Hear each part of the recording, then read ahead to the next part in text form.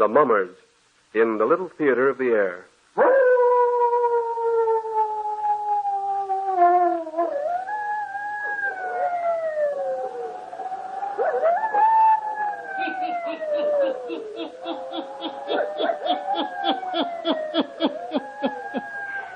Ghost stories, weird stories, and murders, too.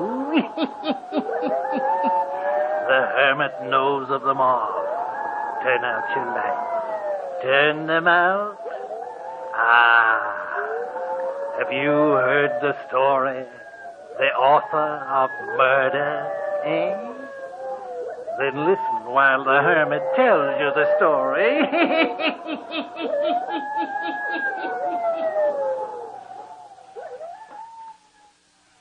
Hazel Clinton. Well, I'm glad to see you. Come here and sit down. Let me look at you. It's good to see you again. It's good to see you again, too. Only seen you once since your marriage. Where do you and Lyman hide out? And how is that author husband of yours anyway? Well, it's your fault you haven't seen us. Been invited 3 times, you know. Ham couldn't get away. Besides, why do you live way out in the wilderness? Hazel, you're not ill. Or are you? No, Dr. Russell. It isn't I. Bob. Not Dr. Russell to you, my dear. It's easier to call you Dr. Russell on a call like this. What can I do for you, Hazel? Here. Want to smoke? Have a cigarette. Thanks.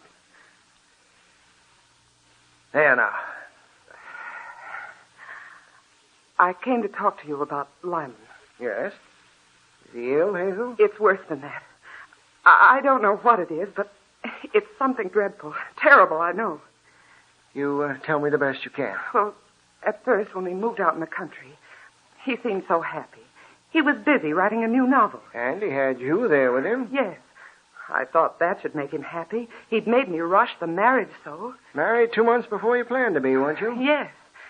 But then, several months after we'd been out in the country, Lyman began to act very strange. Very strange. What do you mean?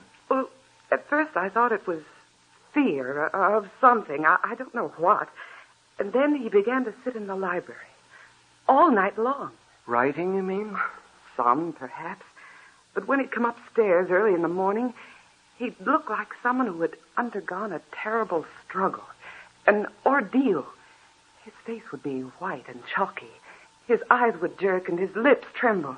How long has this been going on? For a month now. Oh, it's terrible. Something's driving him mad. Whatever it is, it'll kill him. Hazel, I don't know what to say. I can't say anything right offhand. But you know, my dear, writers... Well, anyway, Lyman has always been rather a peculiar chap. Normal, of course. Normal as any of us. He's not normal now. He's changed. He's not the same. Oh, you've got to do something. Can you get him to come and see me? No, that's the trouble. I can't. He won't leave the house for a day. I've begged him to get out, but he won't. Tell him you were coming to see me? Oh, mercy, no. Just in town shopping. And you want me to come to him. Is that it? Exactly. Without his knowing, I'm making a professional call. Yes. I want you to come for the weekend, and while there, see if you can do anything for him. I'm not a psychiatrist, honey. I may advise pills when he needs a change of air. Oh, I know you. You'll do the right thing. When can you come? Well, want me this weekend? Tomorrow? Indeed, I do. I think I can get away this weekend. I will. I'll be there. Oh, fine. I feel better already. About Lyman, I mean. I know you can help him if anyone can. Now, don't put too much faith in a doddering old surgeon, my dear. Oh, you're the best physician in the world, because I have faith in you. I'll be expecting you for dinner tomorrow. Hazel, this has been a splendid dinner. I've really eaten more than I ought. Oh, it's nice to see a man relish a meal. Lyman rarely eats. I was going to tell you, Bob, that I have no appetite. But it isn't true. Lyman, you know it is. Why, night after night he leaves the table scarcely touching his plate. It isn't true, I tell you. Well, perhaps Lyman is more sensible than I am. Now, I know too hearty a meal isn't good for me, particularly at night. I don't recommend it to my patients, but like all who preach, I don't practice my own teachings. Like the shoemaker's children who go without shoes? Something like that. Well, if you finished your coffee, shall we go to the drawing room? Fine. Now, Lyman, how about telling me about your new novel? What's the theme? I haven't been writing lately. But he has to soon. He's promised his publishers it'd be ready in a month. Don't remind me what I have to do. I'll have it ready. Sure you will. With Hazel here for inspiration, it ought to go fast. Shall we go to the drawing room then? Yes. This way, Bob. Oh, beautiful here. This way. Beautiful, really. Hazel, this is a lovely home you have out here in the country. I'm glad you like it. Quiet and peaceful, too. Ought to be a writer's paradise. Oh, here, Bob. Sit in this chair. I'm sure you'll find it comfortable. Thank you. Where are you going to sit, Lyman? If you'll excuse me, I think I'll go to the library. I have some work to do. Don't let me annoy you, Lyman, or keep you from work. But I thought you'd like to visit with Bob. I tell you, I have work to do. All right, of course we'll excuse you. Yes, I have work to do. Will you join us later? Perhaps. No, don't wait for me. It's getting late. I'm sure Bob will want to retire soon. Oh, but it's early yet, Lyman. All the same, don't wait for me. Well, what do you think? I don't know what to think. He does act strange, doesn't he? Yes. Isn't the same. No, he isn't. Changed. I'm so awfully worried. Notice how he glances everywhere and looks nowhere? I did. What can be the trouble? He seems to be listening for something. Waiting for something. Yes, that's it. Of course, Lyman's never been very loquacious. No, that's right. He dislikes small talk. There's something almost rude about his taciturnity this evening. Oh, I know. Oh, Bob, as a doctor, not as a friend, what would you say is the matter? My dear, I can't answer you yet. Is it I? Is he tired of me? No, I don't think so. But I must know. Notice how white and drawn his face is. He's under some strain, all right. What do you propose to do? As soon as you go upstairs to bed, I'm going to the library and sit with him. Oh, but he won't let you. I'm accustomed to giving orders, not taking them. I know, but you don't He'll know let how... me stay. Did you notice how he kept looking towards the library and yet tried to hide it from us? Why, yes. Now that you mention it, I do. I have a feeling that whatever it is that's bothering Lyman, the library has something to do with it. I'll do my best tonight to find out what it is.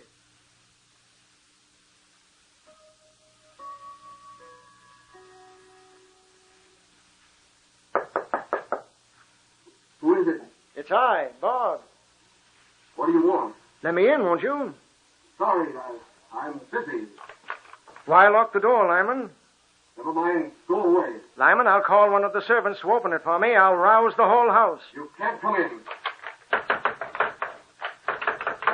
All right.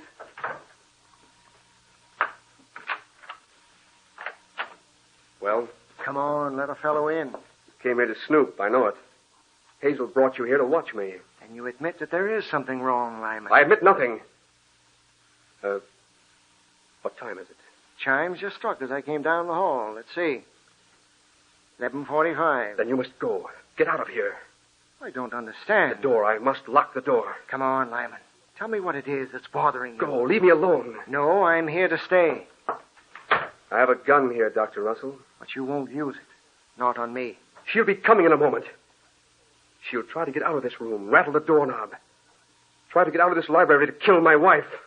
I confess I don't know what you're talking about. Who will come, Lyman? You'll hear her in a minute. Moving out of those bookshelves. Moving towards me. Towards the door. Who do you mean? At first, you'll smell the perfume she always wore. Lyman, who are you talking about? Shirley Gray. The ghost of Shirley Gray. Shirley Gray? Ghost of Shirley Gray. She lives in this room. At night, midnight, she tries to get out and kill Hazel. Oh, now come, Lyman. You've been working too hard. Your mind is weary. Your imagination is working overtime. Better go up and get some sleep. I knew this would be the way. I knew what you'd say. You think I'm out of my mind. You think I'm crazy. Well, I'm not. You doctors are fools. Can't see. Only measles, smallpox. You only can see something that bats you in the face. It's only because I can see that I'm asking you to go upstairs and get some rest. No one can go on sleepless for weeks and remain sane. I'm sane, all right. More than you are. Listen. The clock. It's midnight. She'll be here in a moment. Listen. Listen, do you hear? Listen if you dare. Do you hear her? I hear nothing, Lyman. She's coming nearer. I can almost see her tonight. She's dressed in a soft, flowing gown. She's coming closer towards me. Nearer. Nearer. She's coming nearer. Shirley, I didn't kill you. I didn't mean to kill you. Lyman, what on earth is the matter? Dr. Russell, don't grab my arm. Let me go. Let me go, I tell you. Let me go. Can't you see? She's moving towards the door. She wants to get out. No! No, you can't get out of here. I'll stop you. No! No, you can't get out that door. Get back. Back into the shelves. I didn't mean to kill you, Shirley. Get back into the shelves. Back. I'm pushing her back. I'm winning. Back into the shelves. Back. There. Lyman, what is it? It's all over now. I won. She didn't get out. She's gone back. Now I can go upstairs and sleep. Sleep. I've won the battle for another night. Now I can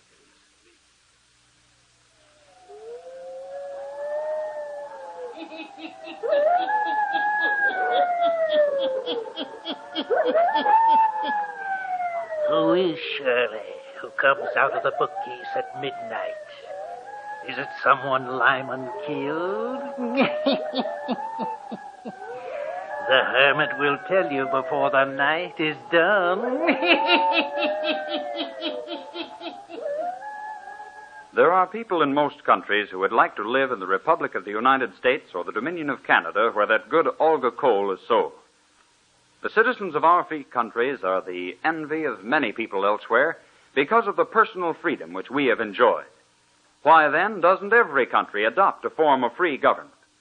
One answer is that, unfortunately, there are people and parties in many nations who are so greedy for power that they will sacrifice the freedom of their fellow countrymen to obtain power for themselves. History, even recent history, is replete with such instances. That is why the citizens of the Republic of the United States and the Dominion of Canada must be careful to recognize at its very beginning any movement to steal or limit their freedom. That is not always easy. The man who would enslave a free people doesn't begin by saying, "Now I'm going to be your dictator." Instead, he probably will claim that he is a devoted supporter of personal freedom, but all the while he will support policies that weaken and undermine personal freedom. Such a man will deny any totalitarian aims, but free citizens must not be deceived by such denials. Apparently, it is a cardinal principle of every sincere totalitarian that he is justified in lying, if such lies will advance his plans.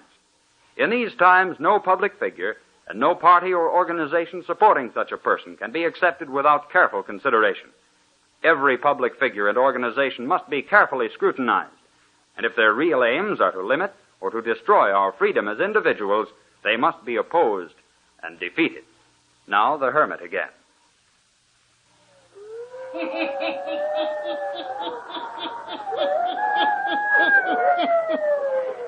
The next morning, Dr. Russell talks to Lyman about the mysterious Shirley. Is the doctor talking to a murderer, eh? Listen.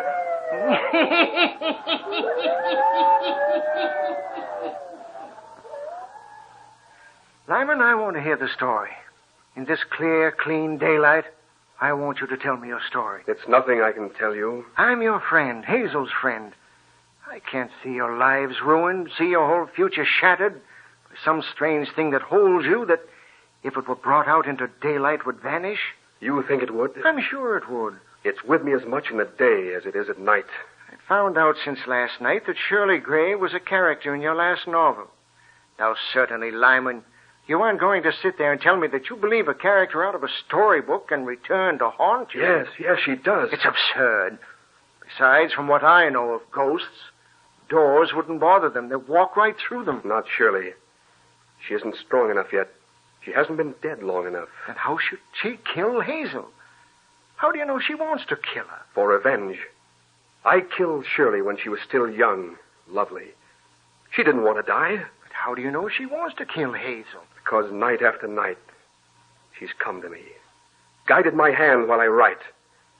Is written, I'll take your wife from you, just as you snatched my lover. Lyman, listen to me. Characters from storybooks, I don't care how real they are to you, were never flesh and blood. They can't inhabit a spirit world. But Shirley Gray was flesh and blood. I took her out of life and put her in a book. You mean you used some real girl as a type for your story? Yes, I did. Tell me about it, Lyman. Perhaps I'll be able to aid you. It was several months before I was married.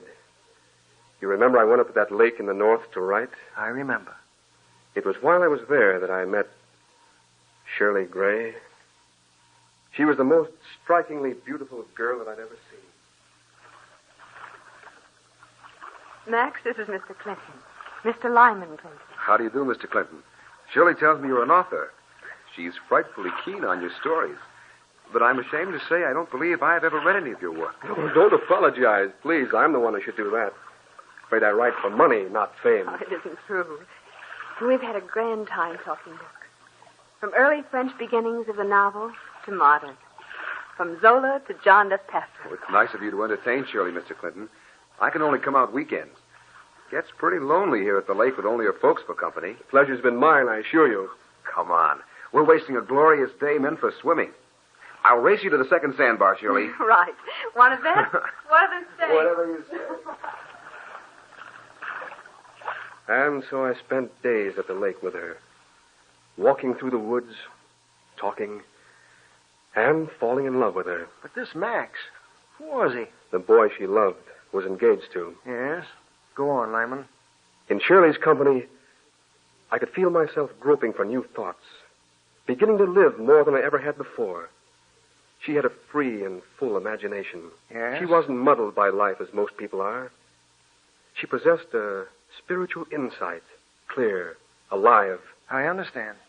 And one night I told her how I felt about her. But Hazel, you were engaged to Hazel at the time. I'd forgotten about Hazel. She belonged in another world. She had no existence in this one. And so you told this Shirley? Yes. We'd climbed one of the high sand dunes that afternoon, had returned. It was dusk. Shadows had begun to settle on the water. Stars were beginning to fill the sky. And we'd paused to watch their reflection. You will be returning home soon, Lyman. And so will I. I shall never leave this spot, nor you. Not in mind, perhaps, but in actuality. This lake, the beauty of it all, will be something to remember on cold winter nights. It's no use to disguise things from you, Shirley. You know I'm in love with you. I know that, Lyman. I'll never let you leave me. Never. I think you will. You understand me. And yet you don't. Meaning? That you've read many things into me that don't exist at all. And have omitted one thing. The main thing. Which is? That I love Max. Love him very much. No place for me? Don't beg. I hate it. With Max, life is easy, unconfused. We're happy on a simple plane. We'll romp through life together and fight together. But not with too much effort. The easy way? Perhaps. But why take the difficult? I like life. It's fun. It may be drab and hard someday. But not now. I haven't misunderstood you, Shirley. Quite the contrary. And I love you. Please, Lyman, let's not talk anymore. Look at the water. See the boat way off in the distance? Covered with 1,000 lights. Going somewhere. Let's just sit here and watch. That night was the last time I saw Shirley Gray alive. Yes? What happened to her? She left the lake the next day. 2 days after, I returned home. And asked Hazel to hasten your marriage? Yes, because I wanted to forget this girl as soon as I could. I understand. But I couldn't forget her. I couldn't. She was with me constantly. So I began to write a story about her. It drove me wild. Yet you finished the book? Published it, in fact. Yes, I finished it. But do you know what I did? I think I know. I couldn't bear to think of Shirley living without me. So I killed her in the story. Then the very day that I killed her in the book, she was killed in life. What? Yes, killed. In an automobile. Instantly. It had nothing to do with your story. You weren't to blame. I was. I fought so hard, wanted it so much. I brought it about. I killed her. She wasn't ready to die. She won't accept death. Now she comes back to haunt me for retribution. Tell me, Doctor, what am I going to do? Help me if you can. Help me, please. I will, Lyman. Tonight we shall go to the library together, and I will help you. I have a plan. I killed her. I killed her. How do you do, young man? You're Max Pierce, aren't you? Yes, sir, I am. I'm Dr. Russell. Oh, yes, Dr. Russell. I'm glad to meet you. But there's nothing you can do for me. I was in an automobile accident. Smashed up. Always have to walk with crutches. I know what I'm going to ask of you will seem very strange and personal, but I have a very good reason. Will you hear me? Oh, yes. What is it? You were engaged to Shirley Gray, weren't you? Yes, I was. And loved her? We were to have been married. I don't understand you. You will in a moment. And Shirley Gray died? Yes. And I had to live on. I don't want to. If you're able, your doctor told me I might take you with me tonight to help save another man's sanity. We have to drive in the country. I'll tell you the story on the way. This is all strange to me. Now, don't be afraid. It's all right. Will you come? Yes, I'll come. To my car, then. I'll tell you the story as we drive to our destination.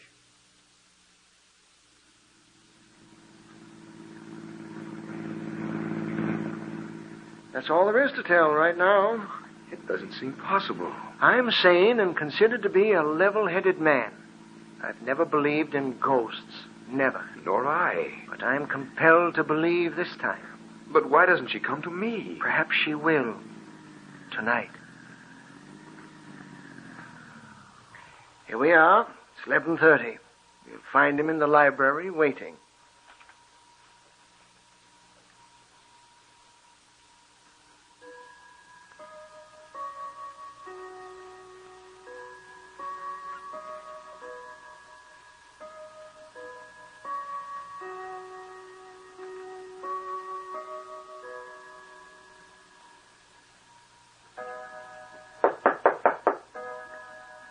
Who is it? It's I. Yes? Come in. Who's this? Who have you brought with you? Max Pierce. Do you remember him? Why have you brought him here? Please, Mr. Clinton, I want to help you. And I want to see Shirley. Perhaps he can talk to her. You've made a mess of things. Seeing Max will craze her. She'll kill all of us. No, I think it will give her peace. She wants revenge, not peace. But you need help. You can't go on this way. Sit down, both of you. Be quiet and listen. Listen. Do you hear that rustling sound? It's the wind in the water. She brings the sound with her. Listen. She's coming. Nearer. Nearer. I can see her tonight. Do you see her? Why, yes. Yes, I do see her. Shirley, my darling. Shirley, speak to me. Max. Max, you've come to me. Oh, yes, Shirley, I'm here. My darling, I love you. Do you want to come with me now? Forever? I do, yes. Shirley, I do. But your revenge upon me. I shall have my revenge. You shall go on living, suffering for killing others. Shirley. Don't be afraid to die. Death will be lovely when we are together. What have I done? I forgive you, Lyman Clinton. I leave you in peace. Come to me, Max. Follow me. Yes, Shirley. I'll follow you. I'll follow you. I'll follow you.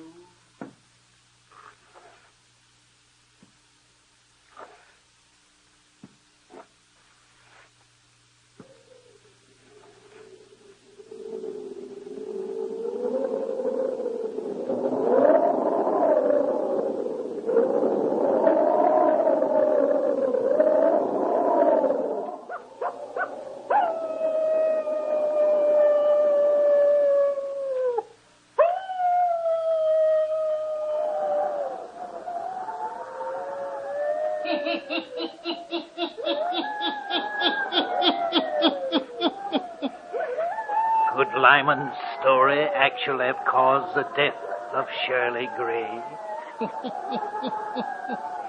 Her spirit returned and took Max Pierce to her, leaving Lyman to ponder and suffer the rest of his life. Turn on your lights. Turn them on.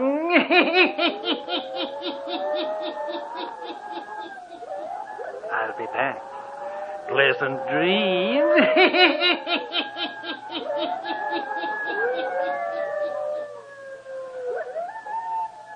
All characters, places, and occurrences mentioned in the Hermit's Cave are fictitious, and similarity to persons, places, or occurrences is purely accidental.